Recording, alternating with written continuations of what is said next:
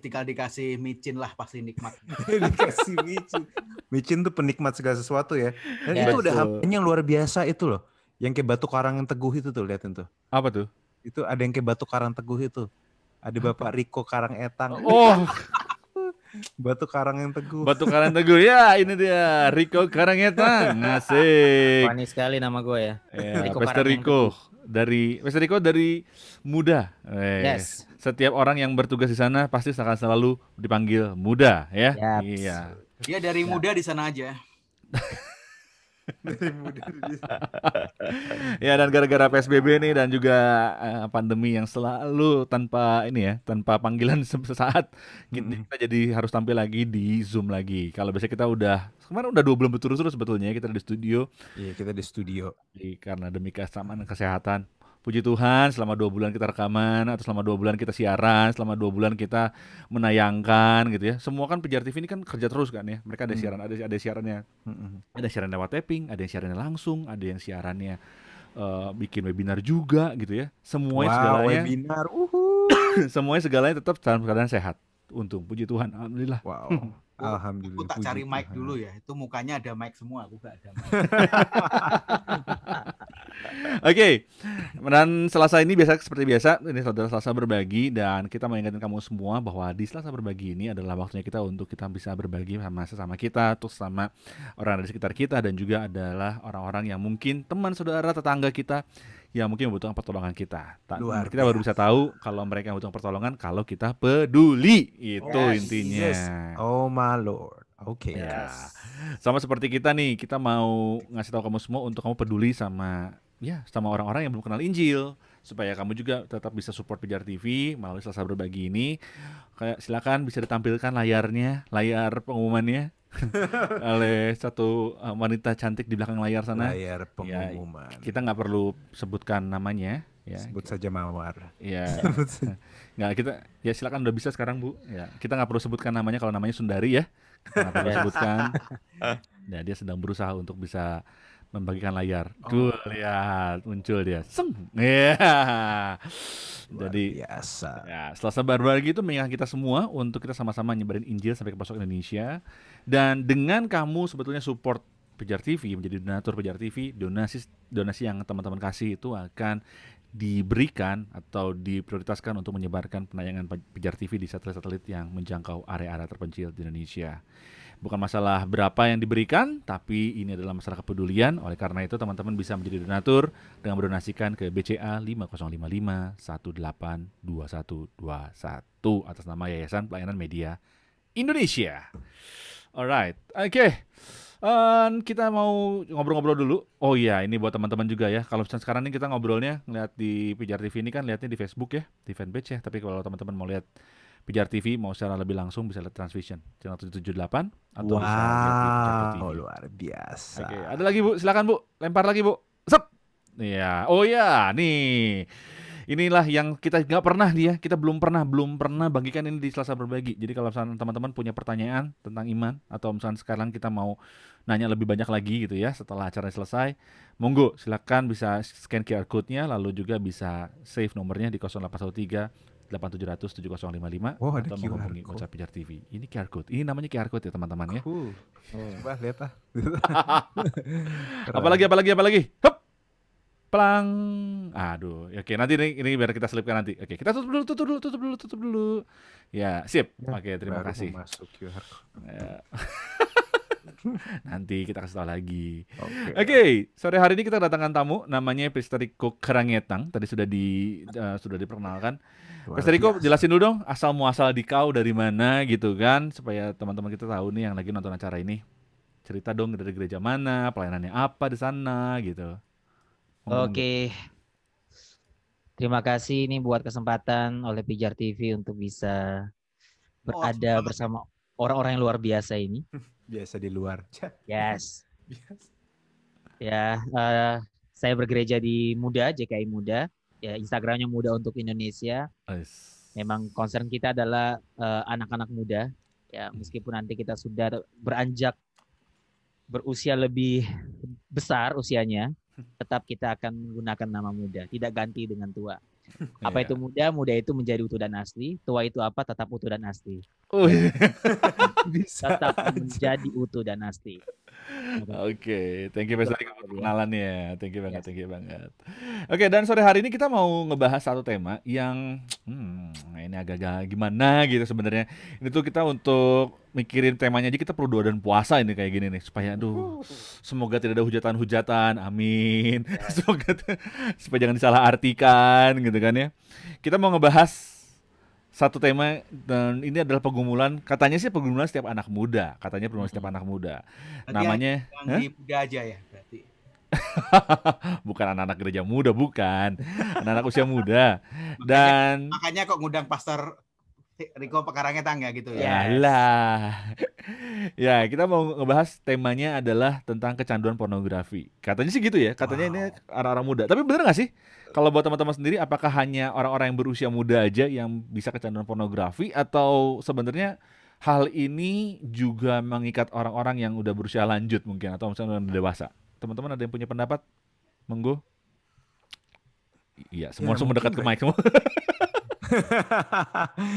Kangen khotbah ya?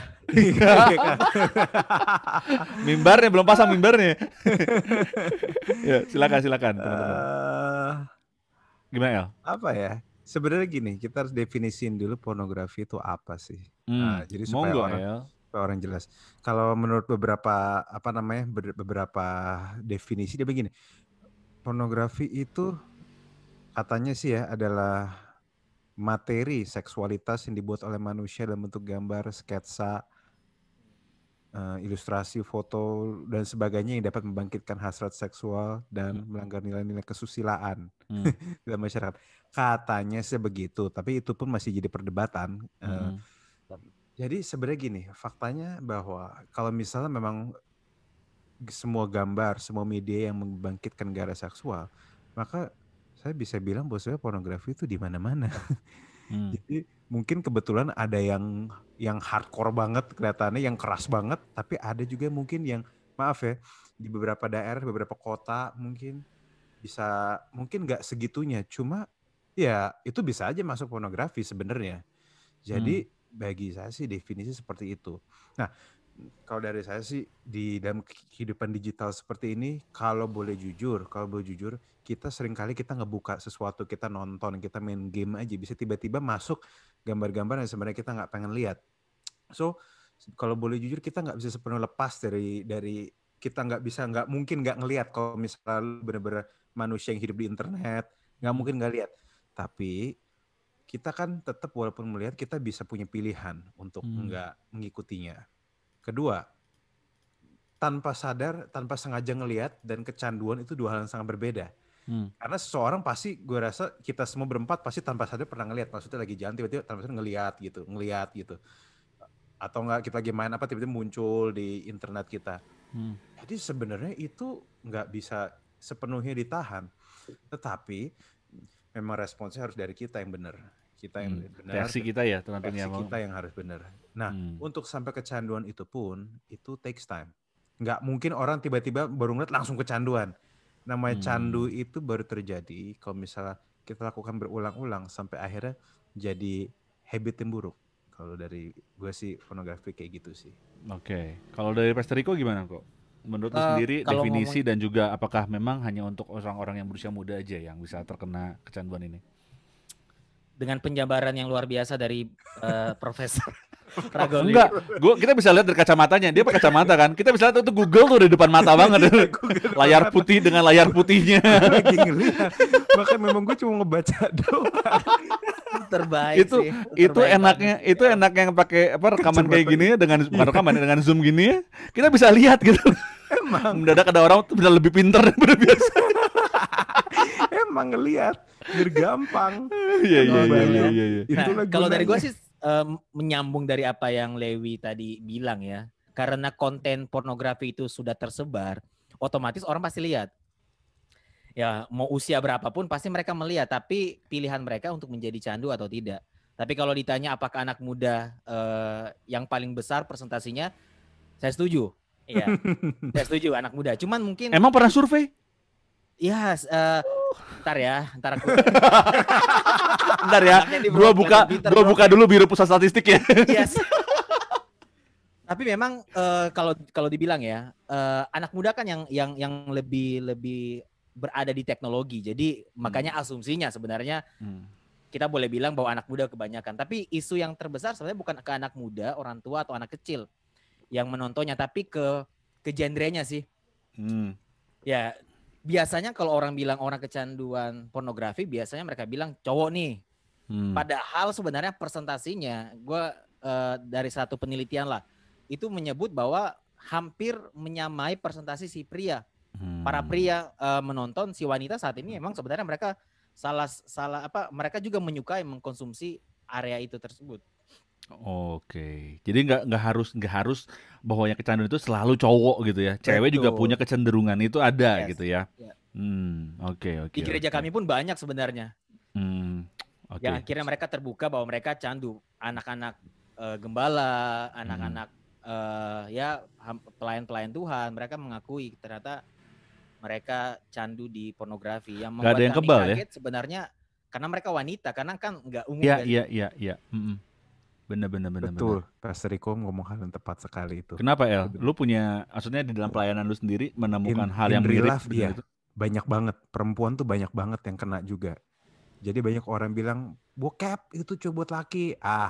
Itu 20 mungkin tahun karena lalu. Bokep itu plesetan dari bokap kali bro ya? Iya bokep.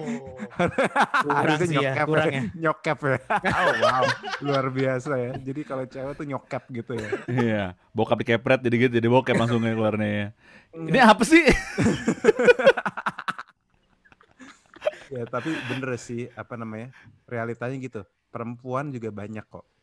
Iya. Banyak kok perempuan yang sampai aku sering banget lihat tiap hari, dan mereka ngaku aku jadi tergoda untuk ini itu, jadi pikiran kotor gitu ya. Emang itu real ya. Iya, tapi ada yang menarik sih. Maksudnya tadi Riko udah sempat share tadi. Ada juga para pelayan-pelayan Tuhan gitu. Maksudnya dalam arti orang yang sudah melayani gitu ya. Berarti udah tahu kebenaran firman Tuhan. Tapi itu nggak membuat mereka jadi kebal terhadap godaan. Nah itu ya, kebal terhadap godaan ya berarti ya. Bahwa semua bisa juga jatuh pada tempat yang sama ya kok berarti kok ya. Betul. Okay. Corona kan bukan berarti kebal corona kan, lain kan? Yes. Oh, betul banget itu ya. Iya benar. Kontekannya Lewi banyak loh hari ini bro. Dibahas. Enggak, gue nggak nyontek. Itu tiba-tiba tercetus aja, mungkin Roh Kudus. Oh Jesus, oke. Makanya kalau misalnya kita, ini Sundari suruh siap-siap lagi nih. Makanya kalau misalnya ngomongin tentang sebuah hal yang disebut pornografi, makanya kita harus mempertebal iman kita, ya kan? Makanya untuk mempertebal iman kita perlu penuhin juga kuping kita, karena iman itu timbul dari pendengaran firman Kristus. Oh Jesus. Iya, makanya Pijar TV itu udah nyiapin loh bahan-bahan pengajaran apologetika yang bisa didapetin di online store-nya ya. Jadi seperti merchandise seperti ini ya, merchandise Pijar TV gitu. Itu juga bisa didapat di online store-nya. Nanti Sundari ntar lagi akan tampilkan di layar. Nah, tuh. Ya, seperti itu bisa dicari merchandise-nya ya. Enggak ada parfum ya? Oke. Parfum. Enggak ada parfum. Nah, lihat set lihat muncul nanti sebentar lagi nih. Nah, lihat kan, makanya langsung Sundari mengajak kita untuk mampir yuk. Oh, lihat Riko Karangetang udah langsung pakai ininya. Udah langsung pakai maskernya ya. Jadi kamu bisa dapetin. Pijar banget, Kak Jo. Oh, gitu ya? Yes. Suka banget. Makanya kalau kita belum pakai masker Pijar TV itu belum termasuk anak gaul dan belum termasuk anak terang Indonesia. Apa sih? Itu oh iya oke. Ya benar. Toko itu ya. Iya, bisa masuk ke online shopnya Pijar TV di Shopee ataupun Tokopedia ya untuk dapetin. Di situ ada yang paling menarik adalah ada video-video pengajaran apologetika dari Pendeta Ezra Soru dan juga Bapak Dr. Bambang Nursena. Oke, next. Bambang Pamungkas. Oke. Oh, jangan dong. Oke, next Mbak Sun, silakan. Iya, nah ini bicara tentang apa yang dipakai Riko, nggak tahu kelihatan apa enggak di layar di Facebook Anda atau di layar kaca Anda saat ini. Bisa kelihatan di monitornya, mungkin saat ini kita lagi ngajak kamu semua untuk ikut sama kampanye 500 masker. Dengan donasi 65.000 perak, kamu bisa mendonasikan untuk membantu banyak orang agar mereka menjadi sadar memakai masker. Karena Pijar TV akan menyumbang 1 masker setiap donasi yang Anda berikan sebanyak Rp65.000. Tapi nggak cuma itu, kamu juga dengan 65.000 perak itu, kamu berhak untuk mendapatkan 2 buah masker dari Pijar TV. Bisa kasih lihat gambarnya? Nanti akan kasih lihat nanti gambarnya, gambar maskernya, dan juga 1 buah buku Membunuh Kryptonite dari John Bevere. Oke, sip. Tutup dulu. Terima kasih. Masker kain itu kelihatan. Wah, langsung itu tuh. Itu ada yang buka, langsung minum, nggak ada airnya pun diminum pakai masker lagi. Ya. Ini lawak banget sih. Gua anak pijar banget parah. Oh iya dong, pijar muda dia. Yes. Ya urusan youth-nya, pijar muda. Pijar Youth Ministry. Iya. Nah, oke, kita ke bukan pester nih ya. Oke, kalau sekarang kan gini ya, asumsinya pornografi itu kan dalam bentuk video, gitu kan, dalam bentuk gambar, gitu, gambar bergerak atau gambar tulisan. Kalau zaman dulu waktu zaman Alkitab ada nggak sih pornografi? Aku pikir menarik dengan yang kalian bicarakan tadi kan. Saya memperhatikan dan menyimak gitu. Ini. Apa, Pak? Bukan dengan gambar kan. Oh iya. So, saya sedang mencari kata-kata yang mungkin tidak menyinggung banyak orang. Oh, kenapa? Emang kenapa hal ini mesti hati-hati sampai nggak takut tersinggung? Takut ada yang tersinggung? Kita harus simak kan. Kenapa sih ada orang tadi katakan melihat dan kemudian experience gitu kan.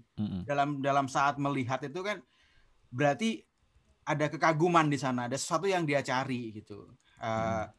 Sesuatu dalam konteksnya adalah ketika El tadi mengatakan yang membuat hasratnya dia timbul gitu kan. Benar. Sesuatu yang membuat dia jadi tertarik gitu kan. Sesuatu yang dalam pandangannya adalah dalam kata ideal atau baik atau bisa dikatakannya indah dan wow gitu. Nah, ini kalau kita lihat lebih jauh misalnya dalam konteks atau worldview daripada Alkitab, ini hubungannya dengan praktek pada penyembahan karena kekaguman yang berlebihan itu akan bisa membawa kepada okultisme, dan kemudian akan membawa pada suatu penyembahan.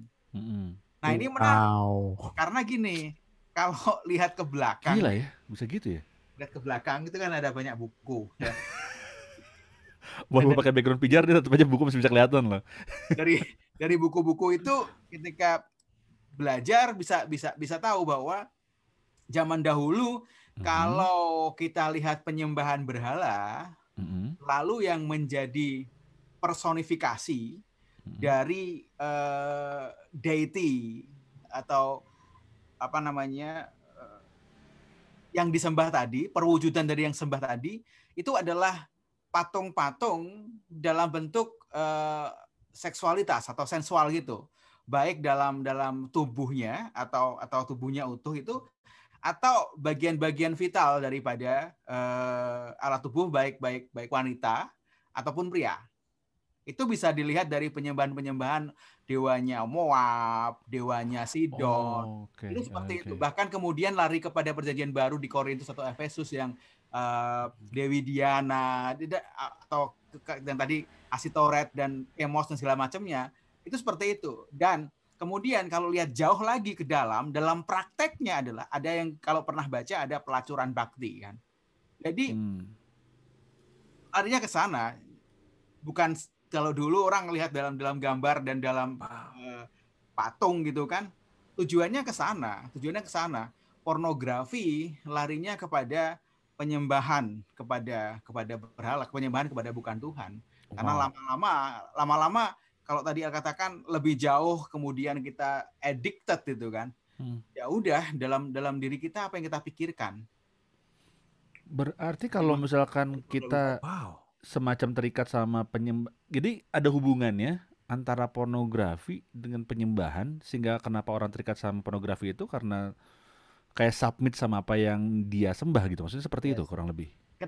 Ketika muncul kata adiksi, ketergantungan, ya kan, ketergantungan, berarti kita tidak bisa menjalani hidup quote on quote normal atau kita nggak bisa tenang sebelum semuanya itu terpenuhi gitu kan. Ada yang kurang nih, kayaknya ada yang kurang gitu kan.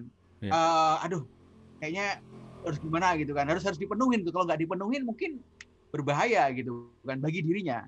Sama seharusnya kan ketergantungan kita kan kepada Injil, ketergantungan kita kan kepada Kristus. Itu yang terjadi karena berarti ada sesuatu di dalam diri kita masih belum bisa puas, ya kan? Karena kalau tergantung itu kan harus dipuaskan. Nah, itu akhirnya larinya ke sana. Itulah sebabnya ketika bangsa-bangsa Israel kan dikatakan, aku ini cemburu, Tuhan bilang kan, aku ini cemburu, kamu berzinah gitu kan. Dalam prosesnya berzinah tadi, nah terjejer nih patung-patung telanjang dewa dan dewi tadi. Dan kadang ada yang dalam bentuk palik gitu kan, atau tugu itu berwujud alat kelamin daripada pria. Hal-hal yang vulgar lah intinya ya. Dan kemudian juga kalau dilihat juga goddess atau dewi-dewi juga payudara yang besar yang juga jadi model dari patung-patung yang ada pada zaman itu, termasuk juga Diana yang ada di Efesus. Nah, itu kalau karena zaman dulu belum ada VPN ya El ya. Jadi ya gitu. VPN masuk ke situ. VPN. Masuk Pak Eko. Dulu lah dari VPN lah. Lu kebayangkan gitu ya, lagi jalan nih di Efesus, nih. Itu punchline-nya pasang VPN langsung set, ngeliatnya beda. Lu ngeliat apa? Enggak, ngeliat toko, ngeliat lagi perbelanjaan gitu kan. Padahal lagi lihat yang lain gitu kan. Karena VPN pandangannya berbeda, bisa berbeda dengan alam lain. Luar biasa sekali. Itu tapi bener sih. Kenapa, apa yang dibagiin bukan Pastor Peter Chris itu ngomong hal yang menarik karena gue dengar ada satu istilah ini gue sempat baca di Da Vinci Code. Nah, tahu kan buku itu kan, kata buku-buku sakit itu kan.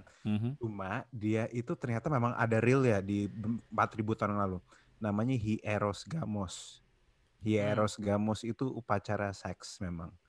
Jadi memang pada dewa, jadi memang istilah pelacur bakti itu dari situ. Gue juga iya masuk ke situ. So itu ya udah ngomentarin itu doang. Oke. Wow. Eros nafsu ya, cinta nafsu ya. Iya.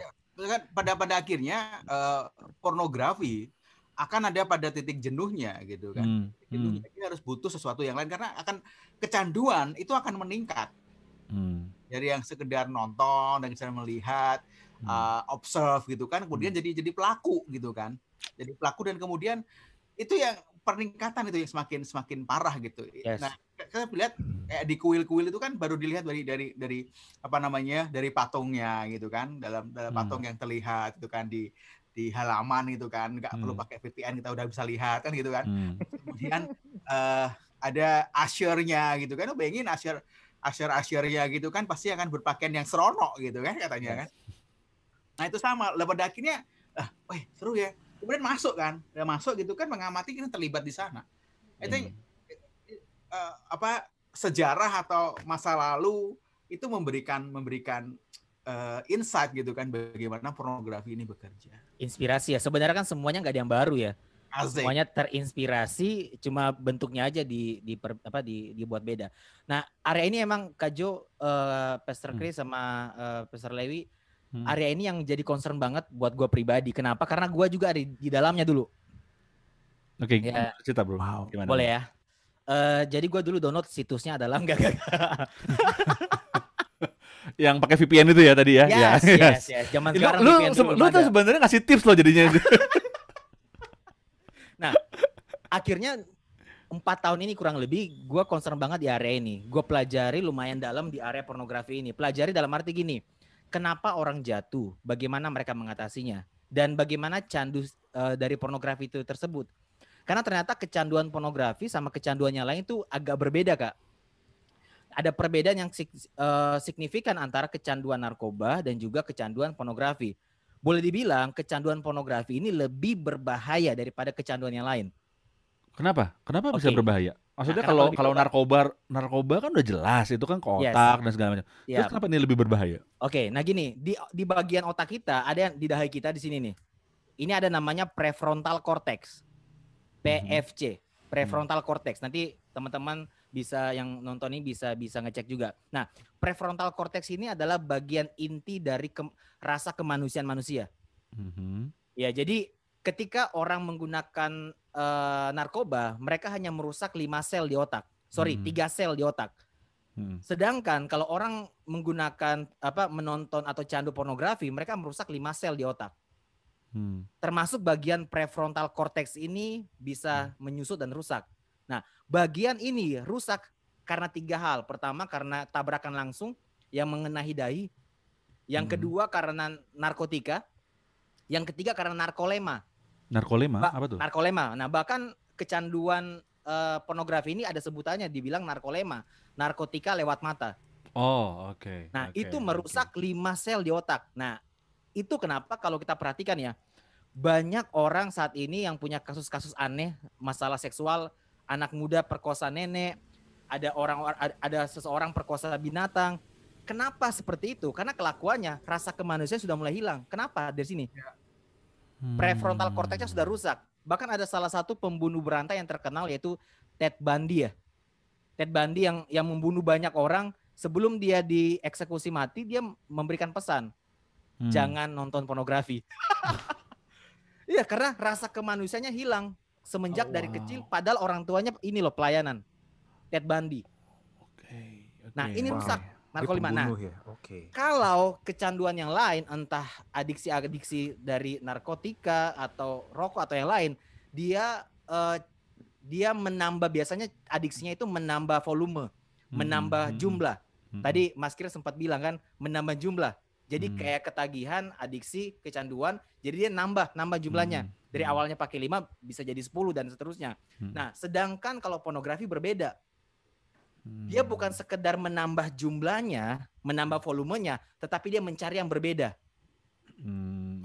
Nah, candunya nyari yang berbeda. Biasanya nonton ini, dia nggak puas cari yang kartun, cari yang ini, cari yang ini. Nah, itulah candu pornografi, dan dia merusak.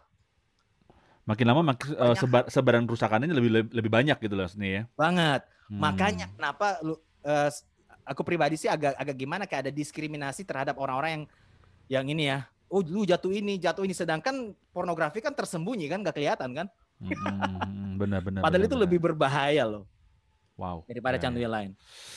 Ngeri juga ya. Ini pembicaraan kita ternyata ternyata jauh lebih serius daripada yang bisa dibayangin sama teman-teman gitu kan. Kadang-kadang gini, udah tahu deh, pasti mau ngomong bahwa pornografi itu pasti dilarang. Udah itu. Tapi kalau kita nggak ngerti why reasonnya, apa dibalik itu, kerusakan-kerusakan yang diakibatkannya gitu loh. Bukan cuma sekedar reaksi kita aja, tapi kita mesti ngerti juga gitu loh lebih dalam.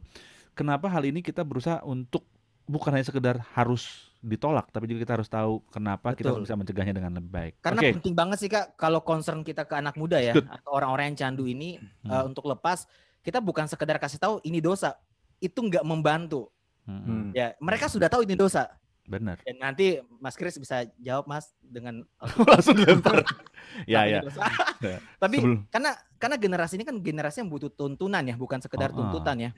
Karena kalau kita cuma bilang jangan berbuat dosa, mereka sudah tahu. Nah, kenapa mereka jatuh itu harus kita jelaskan. Kenapa mereka jatuh dan kenapa mereka harus keluar, itu harus kita jelaskan. Nah, benar. Kenapa kita jatuh kan ada beberapa alasan ya yang muncul, biasanya karena iseng. Kalau gua dulu karena iseng. Iseng ternyata nagih ya, atau enggak dari lingkungan, atau enggak ada edukasi. Terus kalau buat orang-orang tertentu dia merasa kesepian, akhirnya dia mencari kesenangan atau gambar diri yang rusak. Ya, dan jangan pernah anggap itu sebagai yang iseng ya. Yes. Oke. Nah, makanya buat anak-anak muda nih sekarang nih, kita udahlah lebih baik kita ngerti bahwa apa yang dilakukan itu, nonton seperti itu memang harusnya kita punya reaksi yang benar untuk nggak nonton itu ya. Sebagai anak muda justru lebih baik kita mendalami firman Tuhan gitu ya. Sama seperti yang dilakukan oleh Youth Apologetics ini. Nah, ini ada event dulu, gua lempar event dulu ya. Oke, ini masuk Pak Eko. Contoh-contoh anak muda nih bisa bikin webinar series kayak gini. Nah, kita mesti ikut. Ada webinar nanti yang diadakan oleh teman-teman ya yang ada di STT Saat ya. Nah, ini dia ya. Jadi webinar 1 Pluralitas Agama ini akan diadakan pada minggu ini ya. Nanti ini ada tanggal 7 sampai 8 Oktober jam 7 malam. Ya, ini Pluralitas Agama. Pembicaranya Evangelis Samuel Sugiarto. Dan untuk pendaftarannya nih bisa dilihat di layar sekarang. Ya, kamu bisa cari tahu gimana agama-agama besar Indonesia, lalu juga apa yang diajarkan Alkitab dalam hal ini. Nah, ini kan contoh-contoh positif nih dari anak-anak muda nih, dari Youth Apologetics, untuk mereka bisa ngadain acara seperti ini, dan mereka juga akhirnya ngebuat kita jadi lebih ngerti tentang Tuhan. Daripada kita kecanduan pornografi, lebih kita kecanduan tentang Tuhan. Asik. Oke, langsung aja daftarin di form pendaftaran di bit.ly/webinar YAC-OCT. Nah, itu ya, bit.ly /webinar YAC/OCT untuk kamu bisa mendaftarkan diri kamu. Dan persyaratannya seperti yang tertera di layar. Ingat, tanggal 7 sampai 8 Oktober, 2 hari, jam 7 malam sampai jam setengah 9. Lalu juga ada satu lagi, coba set next, Kakak Sun. Set. Iya, ada lagi. Nah, ini juga untuk anak muda juga nih. Ya, untuk anak muda yang ngerti teknologi, daripada kita ngutak-ngutik komputer untuk hal yang nggak benar, kenapa enggak kita ngutak-ngutik komputer untuk menjangkau lewat ini nggak Code pakai for VPN God. loh. Ini nggak pakai VPN. Yes. Di tanggal 9 sampai 11 Oktober ada acaranya ya. Hack for God ya. Jadi silakan di hackathon virtual ini kamu bisa lihat, dan kamu bisa untuk informasi lebih lanjut kamu bisa lihat Facebook, Twitternya di We Code for God atau Code for God ya. Silakan kamu bisa lihat informasinya untuk kamu bisa ikutin hackathon virtual dari Code for God. Luar biasa. Oke, Jadi thank you. Kode untuk Tuhan ya. Kode. Tuhan Tuhan pun aja kode-kodean. Tuhan aja dikodein. Iya. Oke, nih aku ada satu pertanyaan nih, nanti bisa dijawab sama Kak, bukan Pester ya, Komputer Chris. Dari Elizabeth ya, katanya gini, kakak Pijar, kakak Pijar, mau tanya dong, lewat mengenai kitab Kidung Agung, katanya dia mau nanya, tentu tahu dong isinya kayak gimana. Aku sendiri pernah baca kitab ini, rasanya kok sebagiannya vulgar banget. Jadi kitab ini tuh konteksnya bicara apa sih, dan audiensnya tunjukin sama siapa sih sebetulnya? Terus gimana sebenarnya kita harus baca kitab Kidung Agung ini? Harusnya bacanya kayak gimana? Ya bacanya biasa aja sih bacanya. Tapi gimana, mungkin Pak Peter Chris punya ini Kak, punya pendalaman tersendiri nih. Karena memang sih kalau banyak orang yang ngerti, banyak bilang, wah ini kitab vulgar banget. Banyak orang juga ngelewatin kitab ini dan nggak dibaca gitu loh. Karena merasa ini terlalu banyak porno aksi dan pornografi di dalamnya. Gimana kalau menurut Kak Chris? Dan kembali ke tadi bahwa dalam masa-masa hubungan antara sembahan, antara penyembah dan yang sembahan, itu kan sangat-sangat penting banget. Itulah tadi dikatakan ada begitu banyak gambar dan juga ada begitu banyak patung-patung yang dengan details organ atau bagian tubuh daripada manusia yang terlihat sangat, kalau dikatakan kita boleh pakai kata seksi atau sensual gitu kan. Nah, demikian juga kan seharusnya demikianlah hubungan antara Tuhan dengan umatnya. Itu hubungan yang sangat intim. Nah, pornografi adalah bentuk penyelewengan itu semua. Bentuk penyelewengan daripada keintiman tadi yang seharusnya belum saatnya untuk mendapatkan sesuatu yang intim tadi, tapi dia mengambil jalan pintas, gitu kan, sehingga salah tadi gitu kan, dan kemudian makin parah. Idealnya yang terjadi ya seperti di kitab Kidung Agung ini, dalam hubungan antara laki-laki dan perempuan, dalam hubungan yang benar-benar saling sadar dan saling sudah dewasa keduanya. Ini hubungan ini yang diinginkan. Nah, itulah diselewengkan tadi kan. Kita ngomongin penyembahan. Artinya dalam penyembahan, dalam sikap penyembahan, dalam di hadapan Tuhan itu polos. Nggak ada sama sekali yang tersembunyi dari kita. Idenya di sini. Nggak ada sama sekali yang tersembunyi dari kita. Nah, kita membaca kitab Kidung Agung adalah membaca bahwa kekaguman, adorasi kepada Tuhan yang kita sembah, orang Tuhan yang kita hormati, kita cintai dan kita sayangi, yang juga yang sudah mencintai dan mengasihi kita lebih dahulu. Itu harusnya seperti itu. Kita membaca demikian. Betul, pasti akan dilihat semua bagian-bagian, karena hubungan antara katakanlah antara suami istri, tidak ada satupun yang menutupi itu, tidak ada selembar benang pun dikatakan demikian. Nah, ini yang kemudian dikorupsi, yang kemudian diambil alih oleh penyembahan berhala tadi dalam wujud yang sesungguhnya gitu kan. Wah, rasakan nih dalam wujud yang antara manusia dengan manusia yang dikatakan sama El tadi, pelacuran bakti yang memang prakteknya ada. Nah, gitu, jangan salah sangka bahwa genre daripada Alkitab itu ada yang literal, katakanlah itu kayak cerita narasi yang memang terjadi, tapi ada juga puisi dan lagu.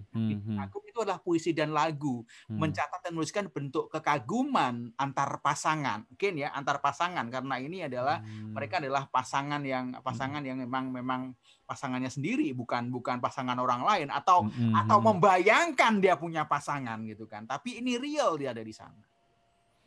Selama kita baca kitab Kidung Agung itu dengan konteks bahwa ini antara pasangan dan bukan pasangan, maksudnya bukan suami atau bukan istrinya. Selama itu kita membacanya bahwa ini adalah pasangan kita sendiri, ini adalah suami atau istri kita gitu loh. Ini sebenarnya bisa dipahami dengan cara yang benar akhirnya ya, dengan dipahami kan bahwa inilah hubungan antara Tuhan dan manusia. Kita nggak ada yang ditutupi. Demikian juga Tuhan nggak ada yang ditutupi. Iya. Nah, sama seperti suami istri, seharusnya kan tidak ada yang ditutupi kan seharusnya gitu kan. Tapi kenyataannya kan ada juga yang tutupin gitu kan. Masa iya sih gitu kan? Suamiku seperti itu, istriku seperti itu. Benar bahwa kita tidak bisa mengenal seutuhnya gitu kan. Pasti manusia itu kompleks, tapi dalam perjalanannya kan nggak lucu kalau kita dengan sengaja menutupinya kan gitu. Harusnya kan idealnya demikian. Nah, itu yang dipakai oleh penyembahan berhala tadi, memakai hal-hal yang tidak tertutupi atau aksi pornografi ini untuk kemudian memuaskan diri sendiri. Oke. Pastor El, ada tambahan nggak Pastor El? Kayaknya dari tadi Pastor El kayaknya ketika kita membahas Kidung Agung ada ada sudut yang berbeda mungkin yang ingin dibahas mungkin. Ya, maksudnya gini. Faktanya adalah kalau teman-teman di sini ada impian menikah, ada impian menikah ya. Semua yang di Kidung Agung akan terjadi kok sama kalian. Akan terjadi kok. Gak perlu lu ngebayangin ya, tapi lu yakin ngebayangin aja. Iya benar. Saat ini kalau dari pendapat saya, kenapa kamu ngeliat ini jorok? Simple ya, kamu belum married. Tapi kok orang-orang dewasa itu maaf, harusnya nggak consider ini jorok, asal kamu tahu konteksnya. Betul, setuju. Karena pada dasarnya gini, seksualitas itu bagian dari diri kita. Seksualitas kita diciptakan dengan organ seks, dan bukan iblis yang ciptain, Tuhan yang ciptain. Yes. So kita harus ngerti bahwa seksualitas itu sendiri idenya Tuhan, desainnya Tuhan, dan hanya karena iblis sering menyelewengkan, tidak berarti tidak ada tujuan sebenarnya. Jadi seorang teolog dari Prancis bilang minimal ada 4 tujuan dari seksualitas. 1 ada prokreasi itu untuk bikin anak gitu ya. Kedua ada rekreasi untuk senang-senang. Ketiga sebagai tanda bahwa kita nih sempurna diciptakan sesuai gambar Allah. Yang keempat,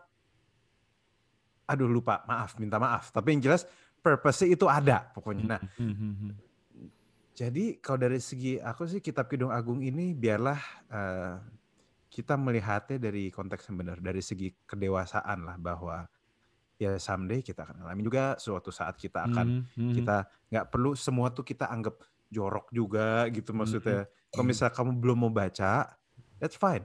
Tapi kalau misalnya kita mengerti bahwa ini juga buat orang Yahudi itu kitab bicara tentang hubungan Tuhan dan Israel, dan buat orang Kristen tuh kayak hubungan Tuhan dengan gereja, maka kita bisa ngeliat bahwa dasarnya kitab Kidung Agung bicara seperti yang kutip ulang, seperti kata bukan pastor bilang, oh ini bicara tentang intimate relationships. Tuhan desire sebuah hubungan yang dimana bisa santai, relax, terbuka apa adanya, yang menurut kata-kata menurut terms di dunia diterjemahkan sebagai keintiman. Itu yang Tuhan mau. So, ya kita coba lihat dari situ, jangan dilihat joroknya. Nah, pada waktu soalnya gini, akan ada orang bilang, apaan tuh, misal dari agama lain, bisa lo bilang loh, ini kita bokep amat sih. Bisa loh, ada yang bilang kayak gitu. Karena gue yakin pasti ada orang agama lain bilang, oh ini kitab suci apaan, kitab salah pengertian ya sebenarnya, salah pengertian. Kita tinggal bilang bahwa, setiap itu puisi, konteksnya beda. Banyak kok, maksudnya kayak bahwa seksualitas itu memang bagian dari kita, dan itu juga ya kita perlu ngejelasin, kita perlu punya knowledge tentang hal itu sih. Ya, setuju. Oke, thank you banget buat jawabannya. Pastor Riko mungkin ada tambahan, Pastor Riko? Ada tambahin? Sedikit saja. Seks itu bukan porno. Oke, jadi seks itu bukan bokep. Maksudnya yang tadi El bilang kan, Hmm. seks itu bagian dari kita. Jadi jangan sampai kita memahaminya salah. Setiap yang berhubungan dengan seks ini salah. Ya, ini yang terjadi karena kita anggap seks tabu. Jadinya gereja juga nggak mengedukasi about seks ini kan. Oh yes, Ya, betul. orang tua betul, juga betul, takut betul. mengedukasi. Sedangkan Betul. sebenarnya seks itu bukan hal yang harus kita tutupi. Karena kalau kita nggak mengedukasi di keluarga, ya mereka akan cari di luar. Dan kita nggak bisa kontrol di luar sana mereka dapat edukasi benar atau tidak.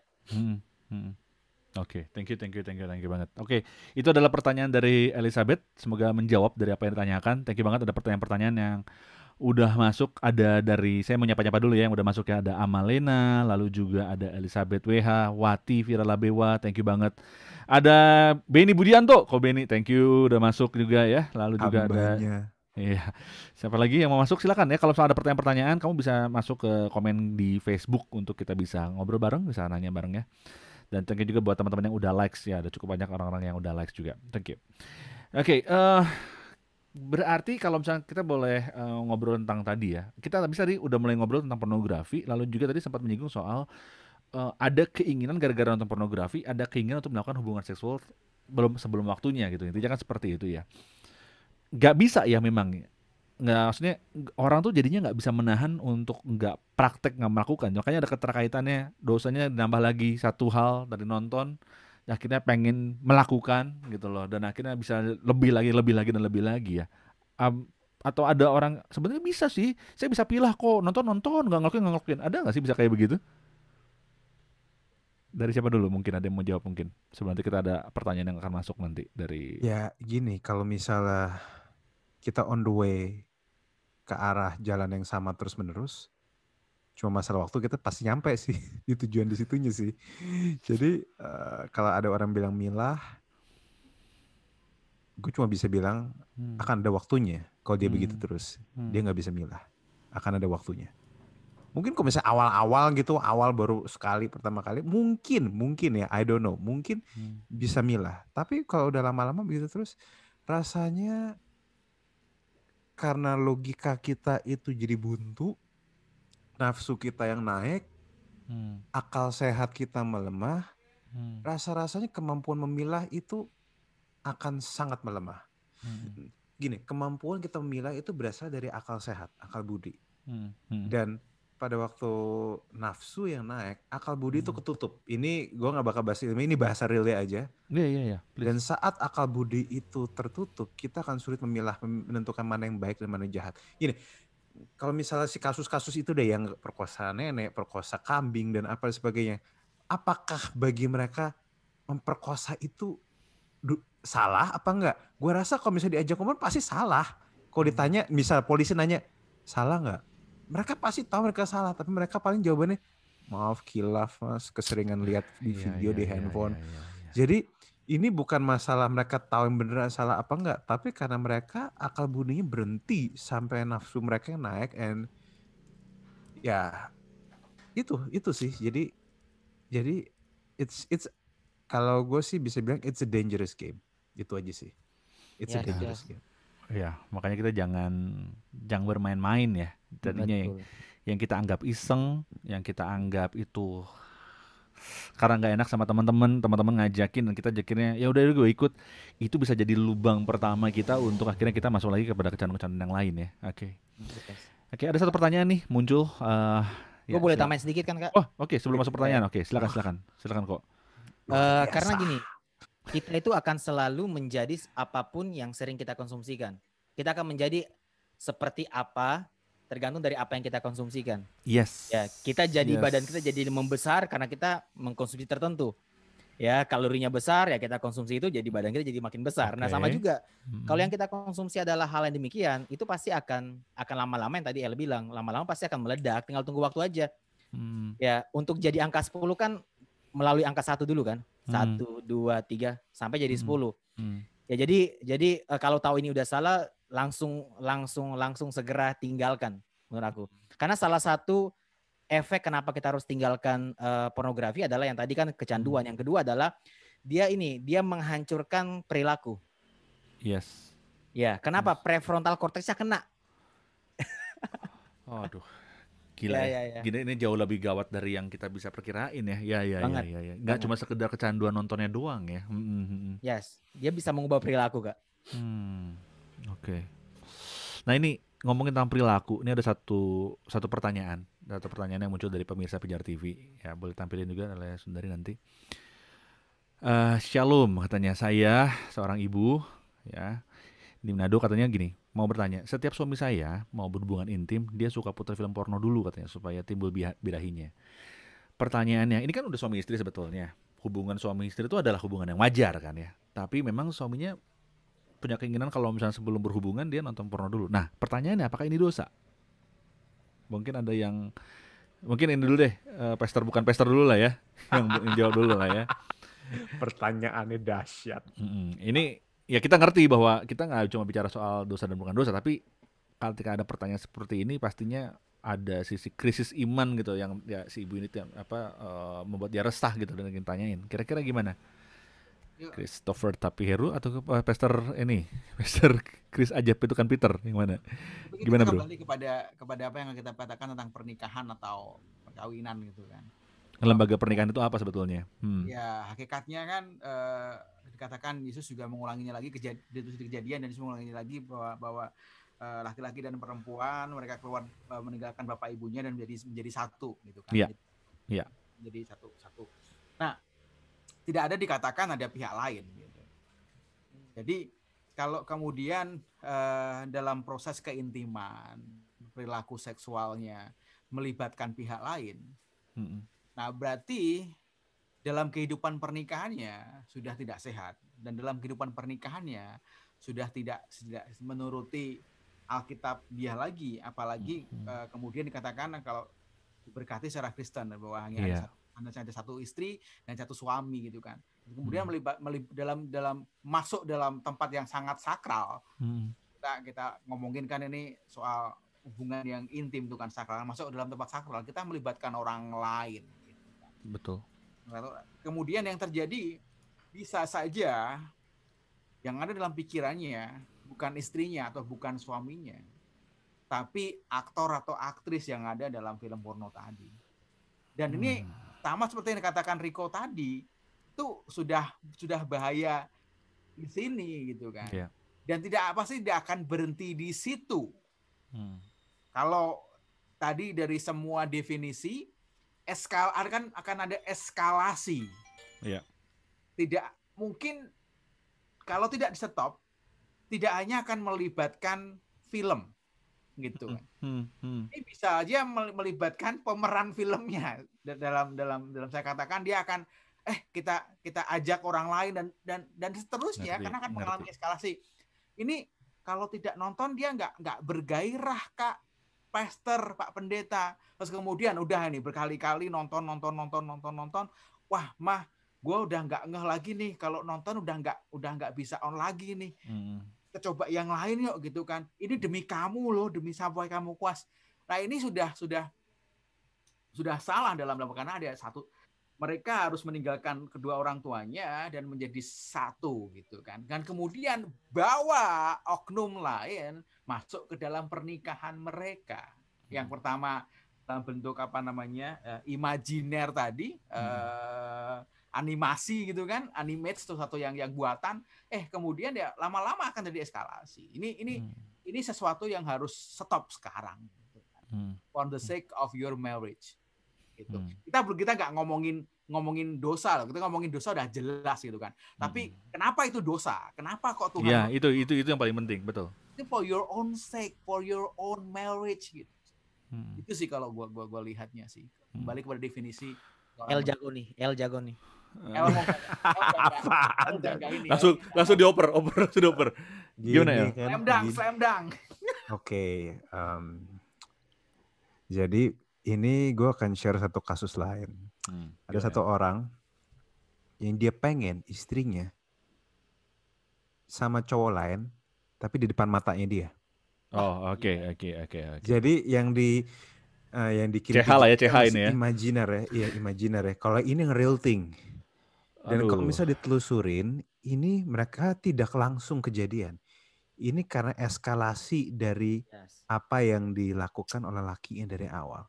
pikirannya sehingga gini. Jadi si lakinya sudah tidak bisa lagi being sexual in normal way, menjadi seksual secara normal. Ngerti. Normalnya kan cowok sama cewek, suami istri, terserah lu mau ngapain lah, lu mau itu nggak usah dijelasin lah ya. Itu nggak usah jelasin lah.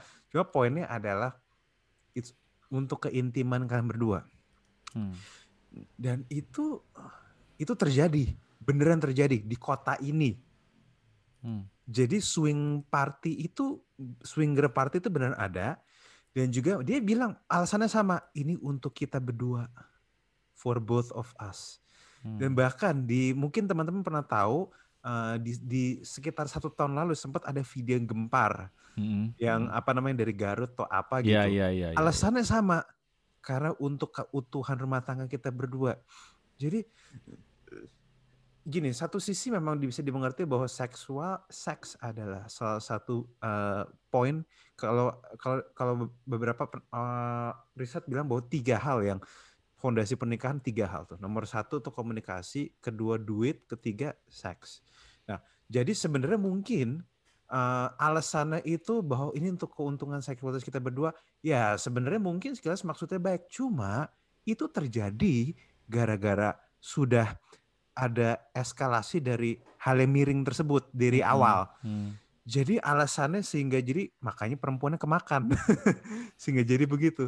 Nah, jadi kuncinya gini, kalau sudah menikah saya nggak bisa ngomong banyak. Itu harus intensive counseling kalau misalnya bisa. Tetapi I really encourage you untuk teman-teman masih single belum menikah. Gini guys, semua orang bisa jatuh. Semua orang bisa kalah, tapi please bangkit lagi. Tetaplah bertempur. Misalkan emang nggak mudah, saya tahu kadang kamu bisa jatuh, apalagi kalau kamu single. Tapi kalau kamu 30, tentu bukan di atas 30 itu makin gampang ya, enggak. Cuma ada beberapa riset yang bilang orang-orang yang masih SMU dan SMA gitu, kok SMU ya, aduh udah ketahuan umur ya, kayak SMA gitu, apalagi 20 awal, itu ada daerah di sisi logika mereka banyak yang belum jalan, sehingga mereka masih agak sulit ngontrol nafsu mereka. Nah, tapi apapun terjadi, please kalau lagi, toh bertobat lagi aja. Kalau misalkan jatuh lagi, bertobat lagi. Please, let your repentance be a lifestyle. Percayalah, biarlah pertobatan menjadi sebuah gaya hidup. Karena saya tahu ini kesannya kayak mungkin bagi beberapa orang kesannya akan seperti jatuh bangun, tapi percayalah, daripada kamu jatuh terus, mendingan kamu jatuh bangun. Karena gini, in real life jatuh bangun itu biasa. Bukan cuma dalam itu, dalam bisnis biasa, di dalam bangun karir biasa, itu semua biasa. Yang penting kamu jangan menyerah. Karena pada dasarnya, sekali kamu naik terus berusaha memilih pilihan benar, lama-lama kamu bisa menang juga kok. Walaupun memang gak mudah. Tapi percayalah, jangan terintimidasi kalau misalnya kamu masih di fase jatuh bangun. Semua orang pernah ngalamin kok. Karena itu nggak bakal lama, kamu nggak bakal terus-terusan kayak di situ juga. Nah, jadi poinku adalah tetap mendingan jatuh bangun dibanding jatuh terus nggak bangun-bangun. Jangan sampai itu jadi sebuah kebiasaan. Ini, memang pada dasarnya memang kita maunya kita menang dari kemuliaan pada kemuliaan. Iya, maunya begitu memang. Tapi saya tahu beberapa orang mungkin punya kecenderungan yang berbeda. Dan memang untuk orang sudah lama terikat untuk bangkit memang nggak mudah. I know. Tapi saya percaya bahwa kasih karunia Tuhan sanggup melepaskan. Amin. Nomor 1. Yang kedua, kepuasanmu akan Kristus. Ini percaya nggak percaya, tapi ini kenyataan. Kepuasanmu akan hubungan dengan Kristus bisa menggantikan itu. Believe it or not. Kalau mungkin nggak semua orang bisa relate, masa sih bener Kak? Tapi orang-orang yang benar-benar dipanggil Kristus, yang benar-benar menikmati rasanya intimate relationship dengan Sang Gembala Agung itu. Mereka bisa bersaksi bahwa bisa loh ada orang-orang yang in relationship with God yang sampai segitu kental tiba-tiba kayak gue lagi nggak pengen ya, kok nggak ada nafsu ya, kayak tetap bukan berarti kamu nggak normal ya, bukan berarti kamu frigid, cuma kayak ngelihat itu kayak oh ada yang lewat, oh ya udah, it's possible, it's definitely possible. Mungkin nggak sih Kak kayak gitu? Mungkin, percaya atau enggak. Jadi ya itu aja poinku sih. Oke. Sip. Thank you. Karena candu harus dikalahkan dengan candu, Kak. Iya. Ya, karena kalau kita belum bisa menemukan yang lebih enak dari apa yang selama ini membuat kita enak tanda kutip, kita akan tetap cari yang enak itu. Nah, apakah ada yang menandingi nikmatnya dalam hadirat Tuhan? Oh Jesus. Makanya gini, kejatuhan kita ke dalam dosa karena kita berhenti jatuh cinta sama Tuhan. Poinnya sebenarnya di situ. Karena keinginan roh dan keinginan daging kan berlawanan. Kita hidup dalam roh, kita akan menjauhi keinginan daging, itu polanya. Cuma tadi aku mau coba tambahin sedikit sih Kak dari tadi pertanyaan yang ada. Nah tadi kan aku kan tadi sempat bahas tentang kenapa kita harus berhenti dari kecanduan pornografi karena itu adiksi, bersifat adiksi. Namanya adiksi pasti memperbudak. Yang kedua karena menghancurkan perilaku kita. Terus yang ketiga ini nih, merusak yang namanya hubungan. Karena pada akhirnya yang tadi El bilang visualnya udah berantakan. Visualnya berantakan dan akhirnya yang tadi case yang El tadi sampaikan, mereka harus nonton orang suaminya lakukan itu. Nah, kenapa sampai punya ide seperti itu? Kan terinspirasi. Kan nonton kan? Gak mungkin enggak. Nah, makanya banyak orang akhirnya pengen nikah karena ingin nge-seks. Itu salah besar. Bahkan gini, solusi untuk kita berhenti dari pornografi bukan menikah. Kenapa? Karena begini, kalau kita disiplin melakukan itu, kita pasti akan disiplin melakukannya lagi. Ngerti gak sih? Ya, ngerti. Jadi emang harus mengubah bagaimana kita berperilaku, berperasaan, berpikir. Dan tadi yang sudah masuk ke situ, itu memang nggak mudah, tapi bukan berarti nggak bisa. Betul. Gitu. Aku 6 tahun udah gak melakukan itu. Wah. Luar biasa. Beda konteks. Beda konteks. Kan gue pernah menikah. Iya, Yes. itu maksudnya beda konteks. Oke. Sebelum kita lebih jauh lagi, saya mau ingetin lagi bahwa ini adalah Selasa Berbagi. Artinya saatnya kita juga untuk kalau tadi Rico udah sempat share bahwa untuk menghilangkan satu addict, kita harus menambah addict yang lain. Kenapa kita nggak addicted to God? Kenapa nggak kita addict untuk juga berbagi hidup buat orang lain gitu kan ya? Itu jauh lebih baik, jauh lebih positif. Oleh karena itu makanya teman-teman, yuk kita mau ngajakin teman-teman untuk kita sama-sama peduli sama orang sekitar kita, peduli dengan apa yang kita bisa lakukan, bagikan Injil.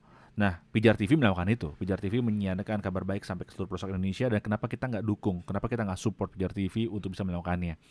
Yuk, setiap kita ambil bagian menjadi donatur, bukan masalah berapa banyak kita berikan, tapi masalah kepedulian yang kita berikan di situ.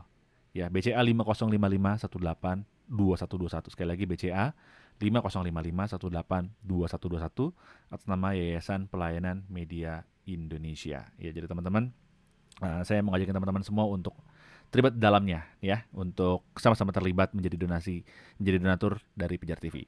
Dan juga teman-teman silahkan juga untuk mengikuti webinar yang akan diadakan oleh Pijar TV ya. Silahkan.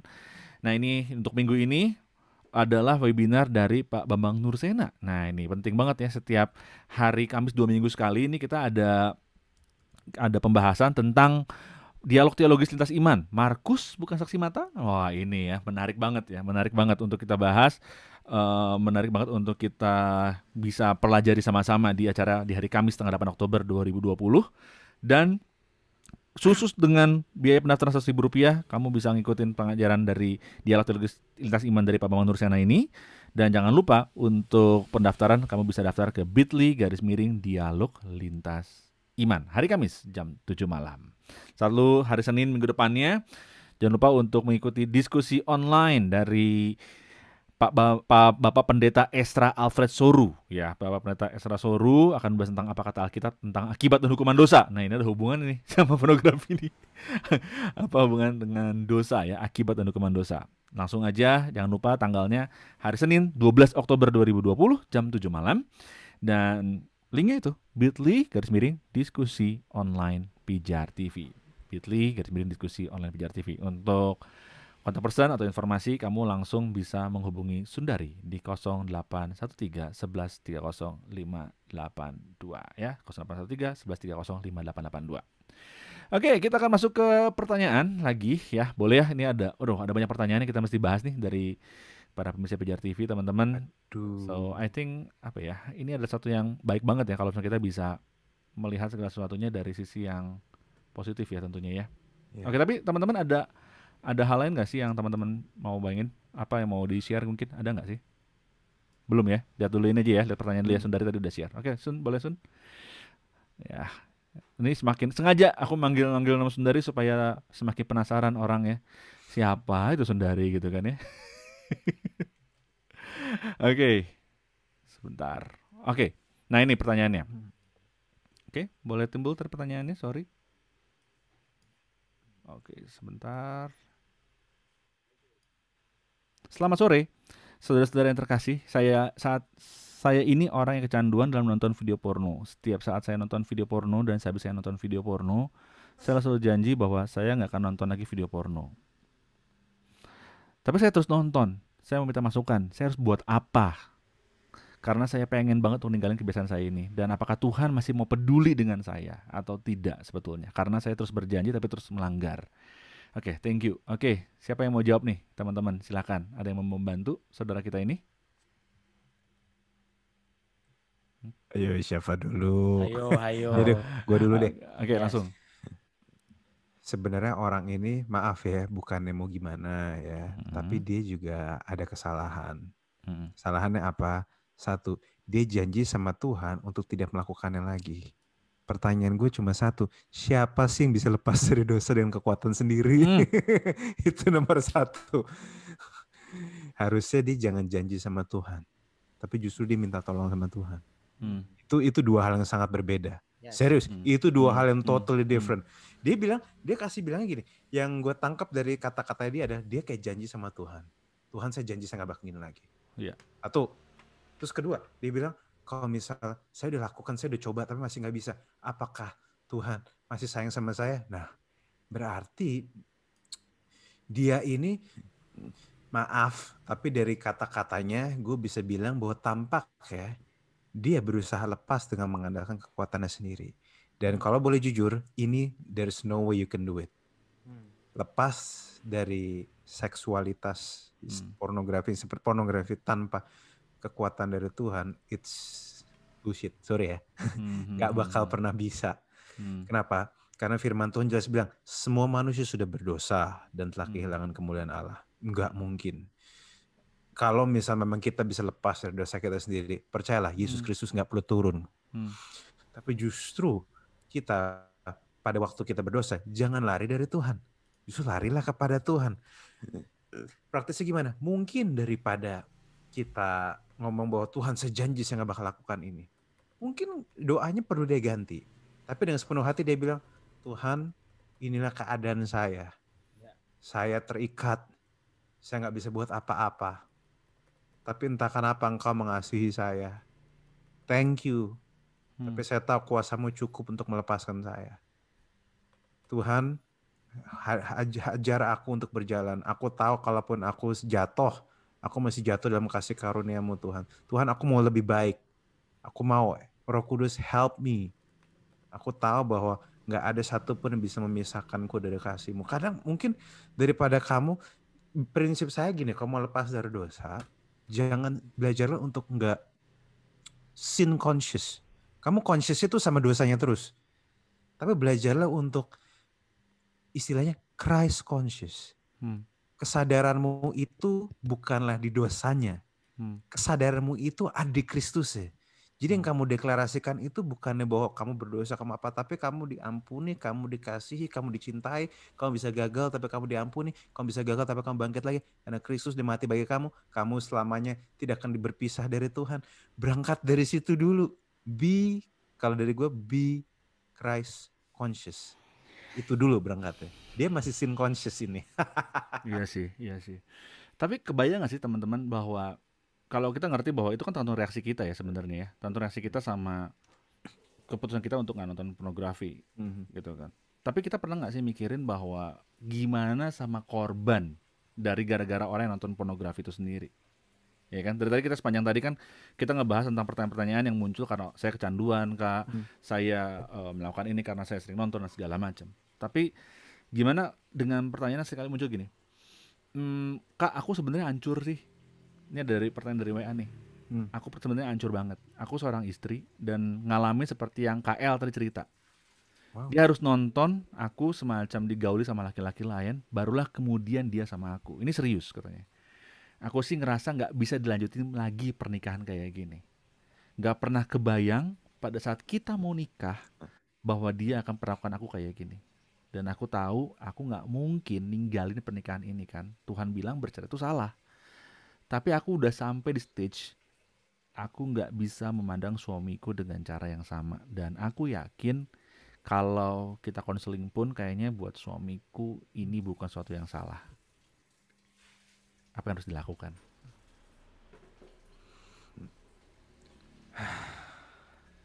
Saya bantu L. Gue kira bantu jawab. Gimana? Ya kita ngerti ya, tapi gimana nih teman-teman? Yes. Itu menarik ya.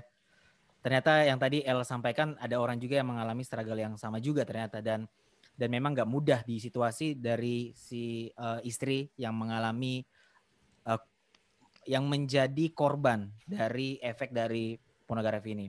Nah, kalau dari aku sih sarannya adalah dia dan suaminya harus duduk bareng dan ngajak orang ketiga. Karena kan ini sudah bahaya buat ke depan, apalagi kalau konteksnya sudah pernikahan ya. Ya kita jelas tidak mendukung kalau berpisah kan. Tapi kita harus bawa hubungan ini ke gembala, mentor atau orang-orang yang bertanggung jawab, yang bisa bertanggung jawab atas pernikahan mereka. Dan suaminya juga harus dibukakan efeknya seperti ini loh. Karena gini, kadang orang melakukan kebiasaan-kebiasaan yang salah itu karena mereka nggak tahu ini salah. Atau mereka anggap biasa. Nah, itu perlu duduk, tujuannya adalah supaya mereka tahu ini salah. Kenapa nggak boleh ini? Jadi bukan kamu harus berhenti, tapi kenapa kamu harus berhenti? Karena kalau the why-nya nggak jelas, how-nya mereka pasti akan gampang ini ya, gampang turun lagi. Apalagi kalau sudah adiksi. Betul. Kalau kita sudah disiplin melakukannya, kita harus disiplin yang lain. Ya, perlu repetisi yang lain yang kita harus lakukan. Karena sampai seperti itu kan, itu berarti ada pengulangan yang berkali-kali.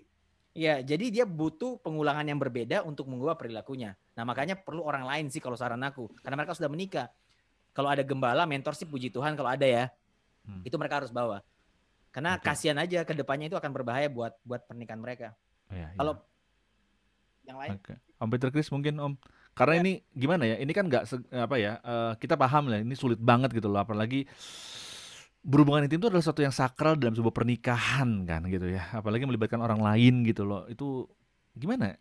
Ya, gue mungkin bisa lihat juga dari sisi tadi kan, melibatkan orang lain. Tapi kalau ditambah lagi bahwa dia pun tidak rela untuk melakukannya, so bisa dikatakan ini sexual abuse.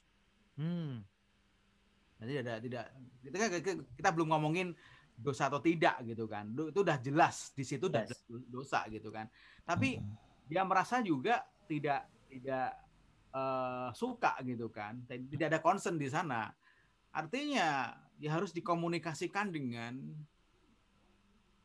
suaminya. Ya pasti suaminya enggak ini enggak apa-apa. Nah untuk itu seperti Pastor Rico tadi bilang ya, harus mencari pertolongan dari professional help gitu sih. Marriage counselors kalau di gereja ada. Aku nggak bisa banyak bicara lah soal ini. Not my expertise gitu. Bukan saya juga bukan counselor pernikahan. But karena saya bukan konselor pernikahan, benar yang lakukan adalah cari pertolongan professional help dari seorang marriage counselor profesional yang takut akan Tuhan, nggak sekedar yang biasa itu gitu. Karena juga jika kamu mempercayai your leaders atau your pastors, libatkan mereka juga. You need help, you need people untuk mendengarkan ceritamu. El gimana El? Dan El udah mau ngasih gong. Iya, I know. Ya kalau udah maju, lihat ke kanan udah bahaya itu udah. Gimana El? It's not easy El, I know. But ini nggak mudah. Gimana tapi sekali lagi perceraian juga bukan jalan. Berarti proses pertamanya adalah itu? Jelas perceraian bukan jalan. Karena gini, sebenarnya bisa nggak? Nah pertanyaan kita kan satu gini. Bisa nggak sih yang seksual atau pornographic problem yang sudah bereskalasi itu diturunin lagi? Poinnya kan di situ kan, supaya dia bisa menikmati hubungan normal lagi. Sebenarnya bisa, sebenarnya bisa. Cuma memang satu takes time, kedua need help, dia butuh bantuannya bukan cuma sekedar counseling, dia butuh bantuan baik secara fisik, mental maupun spiritual. Ini udah dah, ini tiga-tiganya perlu gabung lah. Tapi kuncinya adalah dari satu dulu, bahwa orang ini harus mengerti bahwa dia ini, kalau dari saya sih gini, kamu terserah mau bagi yang perempuan kamu terserah mau cara gimana, tapi si laki-laki suamimu harus mengerti bahwa ini menyakitimu satu. Yes. Ini menyakitimu dan ini akan berisiko menghancurkan pernikahanmu. Fakta bahwa kamu tidak bisa menatap suamimu lagi membuktikan bahwa kamu on the way, bahkan sudah bukan on the way lagi, sedang kehilangan rasa hormat terhadap suamimu, dan bahkan kamu sudah tidak bisa menganggap suamimu sama lagi. Mungkin kamu nggak bisa menganggap dia pria yang dicintai lagi, bahkan kamu bisa menganggap dia sebagai seorang, maaf ya, penjahat kelamin. Bisa loh. Kalau ngelihat dari anatomi emosi perempuan, bisa loh perempuan ngeliat kayak gitu. Ini bukan suami gue lagi, ini kayak penjahat kelamin yang, dan ini bisa efek di kamu juga. So, saya mau encourage kamu untuk berjuang dulu dengan cara bilang dia harus ngerti bahwa ini salah dulu. Jadi walaupun suaminya ngomong gini, mungkin ngerasa ini tuh normal gitu loh. Ini sesuatu yang normal loh yang itu bisa dilakukan. Ya memang maaf ya, saya harus bilang gini, berdebatlah di situ. Karena ini nggak usah ngomong dari sudut Alkitab. Dari sudut psikologi aja kagak normal. Yes. Saya punya teman S3 psikologi. Ini istilah dalam bahasa Inggrisnya cuckold atau cuckold gitu. Ini nggak normal. Ini terjadi karena eskalasi dari exposure seksual yang berlebihan. Beberapa psikolog itu akhirnya menormalkan, tapi rata-rata sebenarnya ini belum masuk kategori normal. Ini enggak. Ini masih agak penyimpangan, maksudnya masih, apalagi kalau dia melibatkan satu orang lagi. Itu udah buruk. Kalau ada memang gini, ada isu-isu seksual yang benar-benar memang gray area, tapi saya nggak mau bahas di situ, bukan momennya di situ. Tapi ini nyimpang. Apalagi yang paling mengerikan adalah tidak ada konsensus. Iya. Kalau menurut orang dunia, tidak ada konsensus, ini masuk ke ranah hukum. Fakta bahwa tidak ada konsensus membuktikan ini bersalah baik di mata Tuhan maupun di mata dunia. Harus ngertinya di situ dulu. Yes.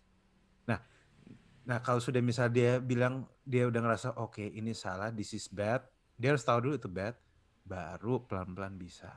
Ya belajarlah Christ conscious, belajarlah untuk mungkin, saya nggak tahu kalau misalnya beberapa orang-orang kalau psikolog yang kayak memang professional help tuh mereka punya cara-cara sendiri, ikutin aja dulu caranya. Dan kedua, kamu harus benar-benar mengandalkan Tuhan karena ini emang nggak mudah, tapi bukannya nggak bisa. Terbukti bisa. Banyak yang bisa. Michael Douglas itu dia pernah dicerita, ini bukan anak Tuhan, dia kecanduan seks. Bayangin, kecanduan seks. Dia direhabilitasi, dia berhasil. So, kasar gini, orang dunia aja bisa. Apalagi kita yang bukan cuma sudah tahu, tapi kita dapat dukungan, dapat support, dapat kekuatan dari Sang Gembala Agung. Surely, you all can do it. Kamu pasti bisa. Itu aja sih. Oke. Kayaknya udah itu. It's deeper than we thought gitu ya tentang ini. Dari gue sih itu. Pastor Riko, boleh nggak kita berdoa untuk ibu ini ya? Kita berdoa untuk ibu ini. Ini kan bukan sesuatu yang ringan ya buat dia. Kita berdoa yuk. Pastor Riko boleh. Kita berdoa. Tuhan, kami mau berdoa buat saudara kami yang lagi mengalami struggle yang dia baru ceritakan tadi, Tuhan. Di tempat di mana dia berada saat ini, kami percaya Tuhan juga ada. Dia nggak sendirian. Tuhan bersama-sama dengan dia. Tuhan mengasihi dia. Dan bukti nyata bahwa Tuhan ingin tolong dia adalah dia bisa menyaksikan live hari ini, Tuhan. Tuhan membukakan satu hal bahwa Tuhan benar-benar rindu ingin menjadi Tuhan atas kehidupannya, termasuk dalam masalah yang sedang dihadapi hari ini, Tuhan. Tuhan, kami juga berdoa Tuhan buat suaminya, biarlah Tuhan sebagai pencipta yang menciptakan kami semua, Tuhan yang tahu bagaimana cara mengubah cara berpikir kami, mengubah cara berperasaan kami, mengubah cara berkeinginan kami. Biarlah dengan kebenaran Tuhan jamah, Tuhan dengan keajaiban Tuhan, dengan kebesaran Tuhan, kami percaya Tuhan selalu punya cara untuk membawa kami semua yang jauh bisa menjadi dekat lagi kepada Tuhan. Terima kasih Tuhan, hari ini Tuhan dia ada perasaan yang buat ibu ini, ada perasaan yang diinginkan, perasaan yang disayang, yang mungkin tidak dia dapatkan dari suaminya, dari orang sekitar, tapi dia mendapatkan dari Tuhan. Dan itu cukup. Tuhan, perasaan diinginkan, perasaan disayang itu dialami saat ini juga.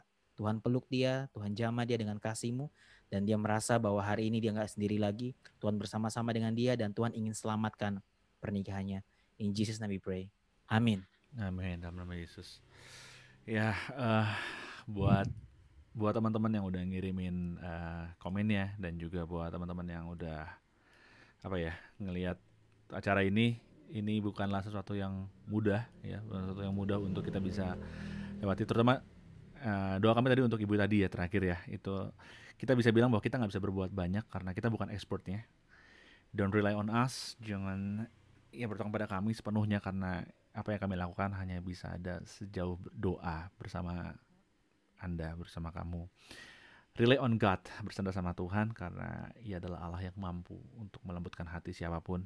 Dalam sekejap mata pun Ia mampu, karena Dia punya kuasa yang mampu menyadarkan siapapun. Sekeras apapun pasangan Anda, sekeras apapun orang yang mungkin saat ini menjadi beban saat ini ya dalam kehidupan kita.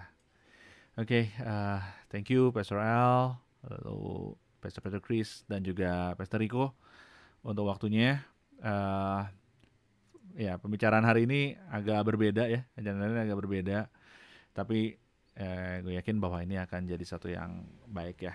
Oke, buat kita semua. Jangan lupa ini adalah Selasa Berbagi, ya, Selasa Berbagi buat Ibu Saudara teman-teman semua yang lihat acara ini. So, apapun yang teman-teman lagi yang jadi beban saat ini, percayalah bahwa Tuhan itu hadir buat kehidupan kita.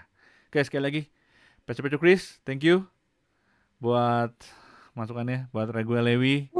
Thank you banget. Sister Rico, thank you banget ya. Yes, thank you so much. Ya, buat semua teman-teman juga yang udah komen, yang udah ikutin acara ini. Thank you banget buat kalian semua, karena apa yang kalian lakukan, apa yang kalian sedang gumuli saat ini, percayalah Tuhan hadir bersama dengan kita semua.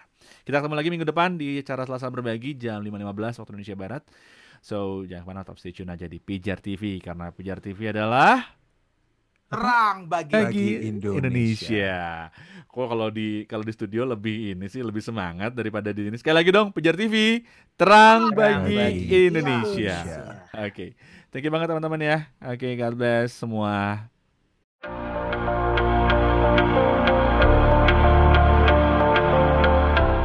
Sahabat Pijar, terima kasih untuk doa dan dukungan saudara sehingga program ini dapat disaksikan ke seluruh pelosok Indonesia.